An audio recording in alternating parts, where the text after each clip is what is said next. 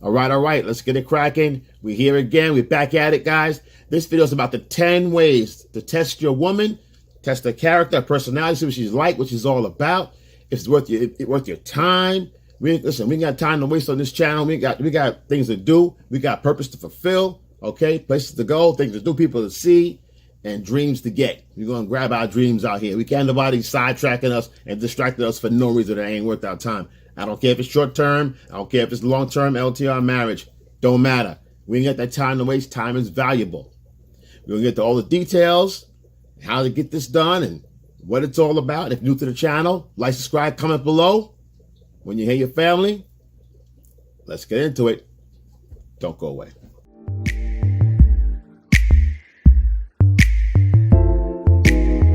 I pray for my homies out there. Please God, give them strength. Please God.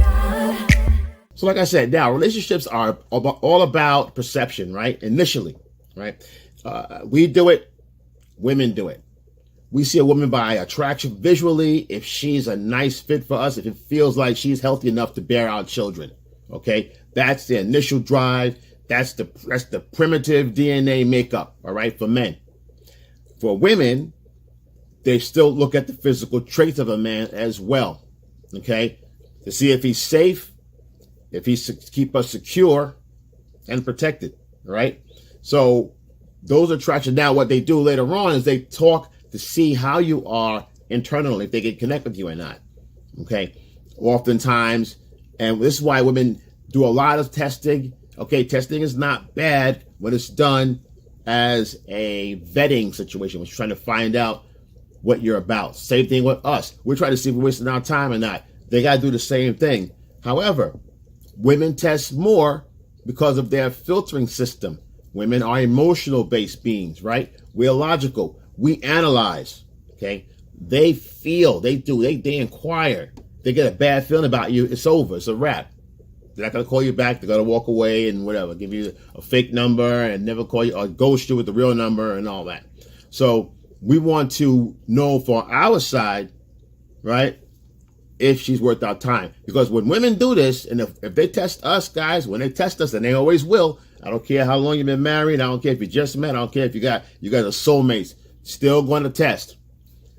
What you need to do, though, understand that when you pass these tests, then it's attraction, right? So let's get to some of the things that you want to look out for her, because if she's not worth your time, no need to test anymore. Test is over, okay? Listen, she's on probation too, okay? I can't say that enough. She, just because women test us all the time, oh, she's testing me again. Oh, she stopped testing me. We hate it.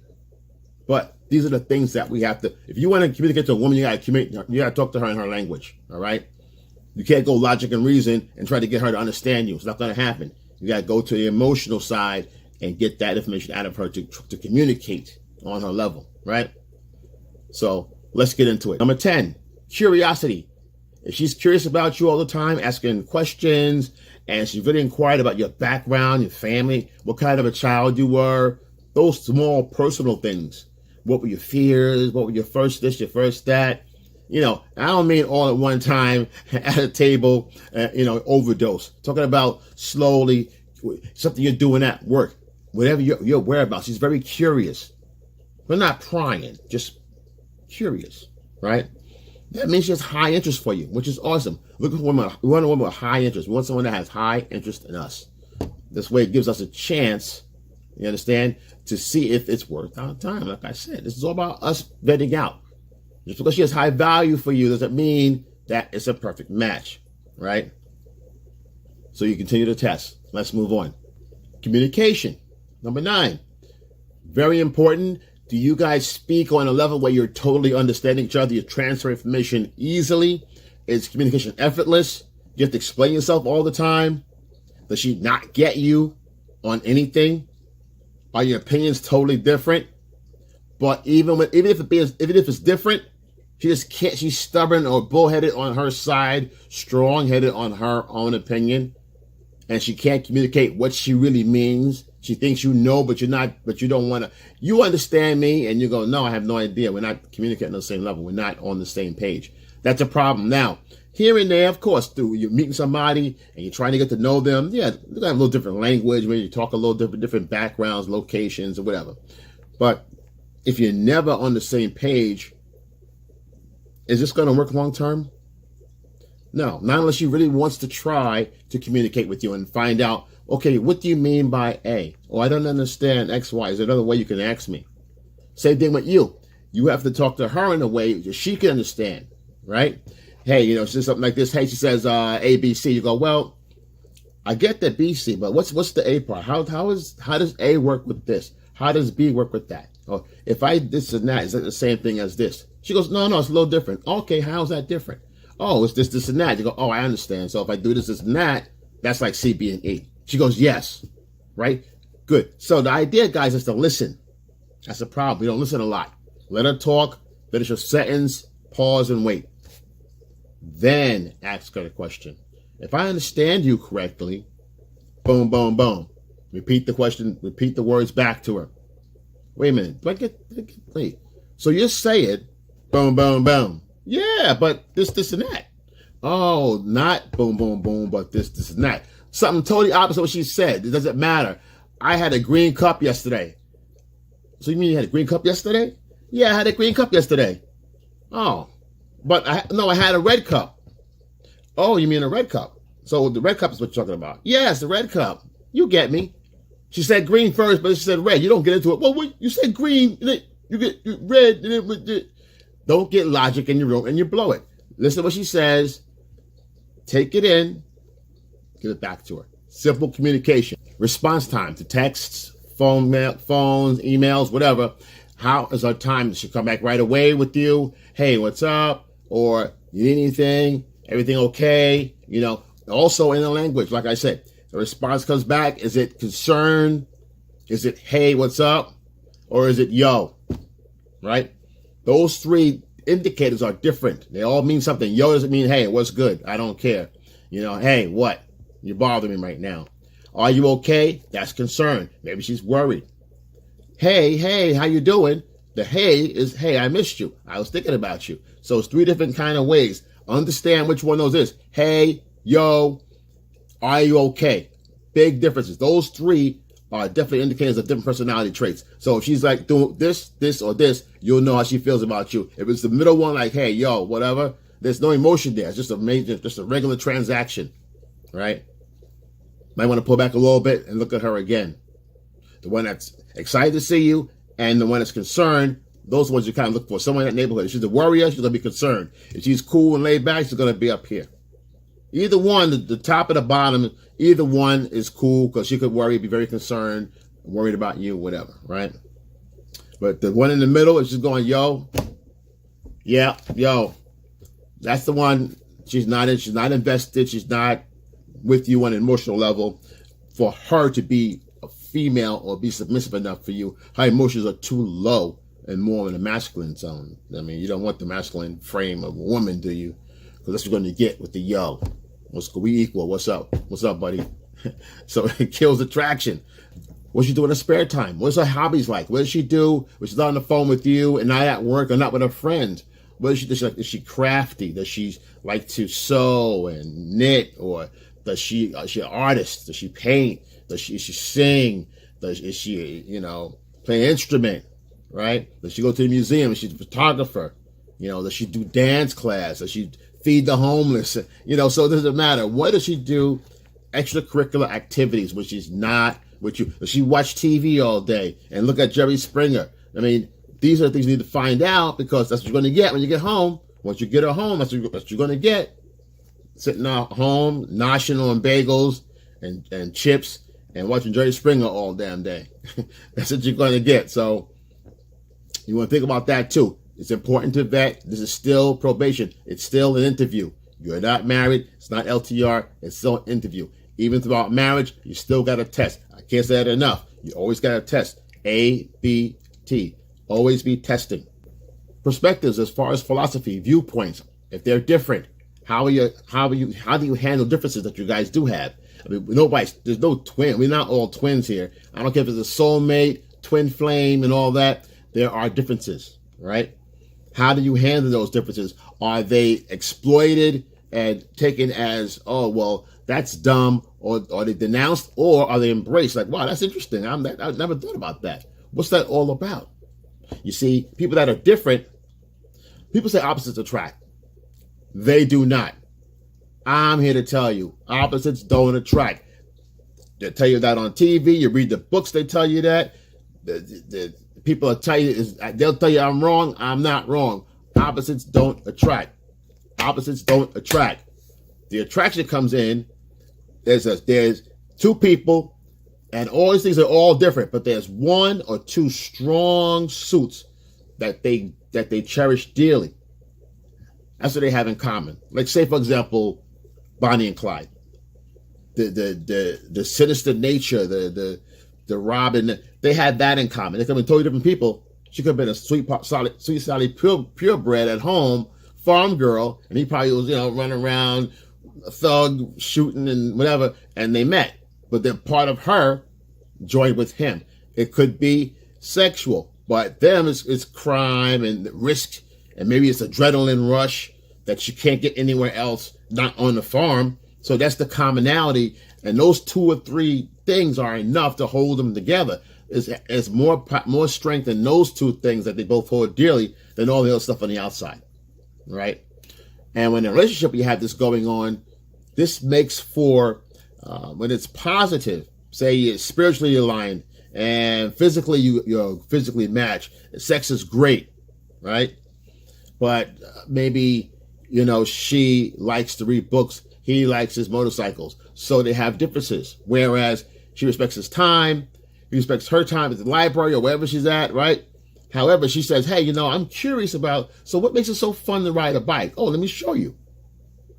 Why are you always in the library? Oh, come with me. That makes the dynamic wide, broadens the dynamic altogether, right? So that's why opposites do attract. Some people love to argue. It doesn't mean it's always good. It's negative. People love to argue, both of them. They're both drama queens. They're both petty. They're both lonely. They're both miserable. Everybody's broke. Okay? They're both cynics. So the idea is, even though the opposites don't attract commonality, we seek the same. We seek to find people that are more like us, to our strengths. All right? I had to elaborate on that because that's a pet peeve of mine, because there is an opposites attract, opposites they don't attract. They don't attract. Okay?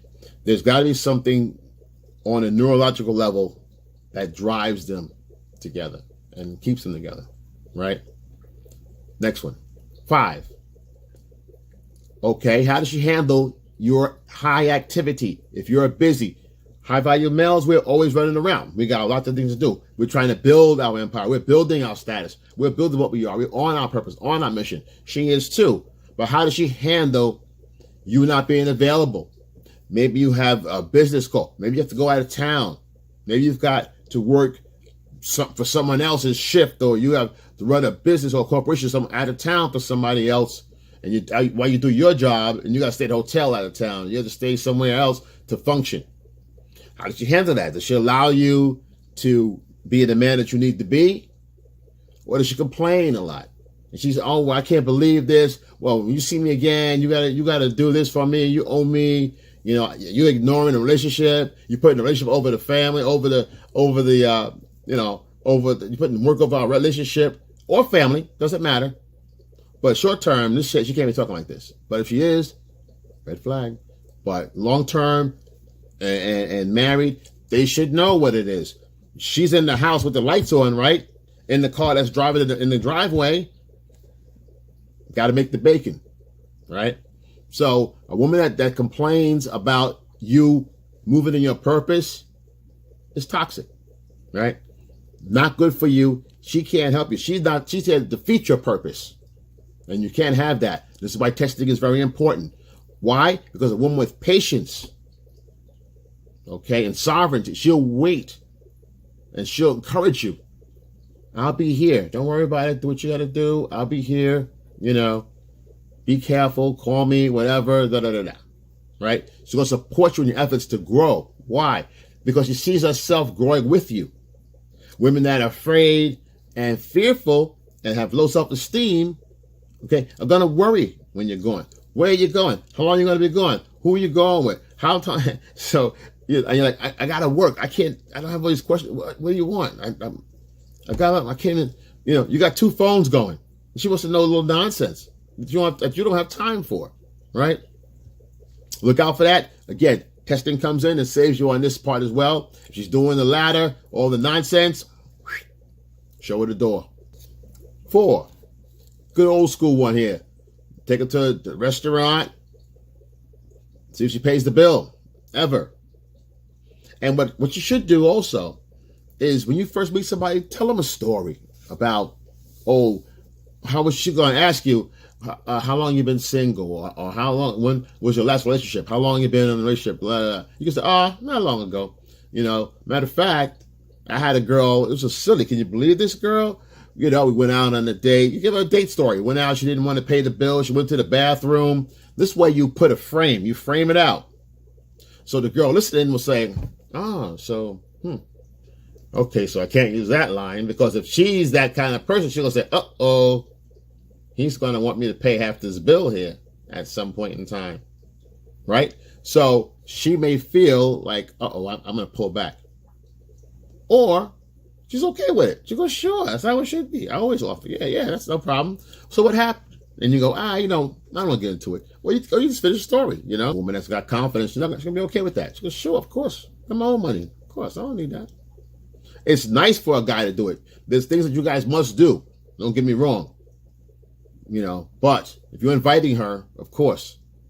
But if she gestures, it's good enough. Sometimes she can, if you want, just pay the tip or whatever. But if she gestures, she'll leave a gesture. Because you call out on that sometimes. You go, yeah, no, go pay the bill. She's like, fuck, man, I gotta pay the bill. That was fun. Oh, shit. But it's good. It's fun, but something you gotta do, right? Number 3 is pretty easy. Number 3 is her manners, her mannerisms. Is she home trained? You know what I mean? Does she have respect for other people? Yes, thank you, please. Is she courteous, right? Courteous leads to sweet, leads to being consideration, considerate, courteous, sweet, nice, thinking about others. Someone opens the door, thank you very much, or the waiter, can I get clean another spoon, another fork? It looks a little, it doesn't look right. Another, thank you so much, I appreciate that. Thank you. Boom. Simple stuff, pleasantries. Okay, not cursing every 5 minutes. Everything. Well, fucking plate. This is what the hell's going on with the spoon? You're trying to give me this, and that. So you don't want that nonsense, because why? If you have little kids with her, they're gonna talk the same way. All right, and you got to correct her and the kids now. Hey, don't say that. Mommy says it. I can say what I want. Then you can have problems. So you don't want that beef. So again, her language, because negative language like that also brings down the value. Okay, I don't care what nobody says. That negativity brings down the value of a woman's value, her market value. For me, the sexual market value goes down. Here and there, we're joking around, cursing. Yeah, sure. I'm fine with that. I can talk a dirty, I can do that all day long. But the idea is that if we're out in setting in public, there's a certain decorum you gotta have. You got some kind of coof, some kind of swag, It's swagless to do that. Cursing and all this. No, you gotta have some swag about you. You gotta have some, smoothness, right? All right, so next one. Number 2. Talking for a little bit with her. All of a sudden, you just drive in the car, for example, and you're silent.